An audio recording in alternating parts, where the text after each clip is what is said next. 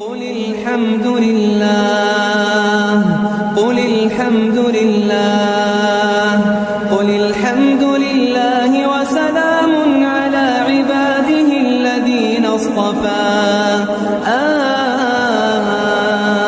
الله خير أما يشركون أمن خلق السماوات والأرض وأنزل لكم من السماء ماء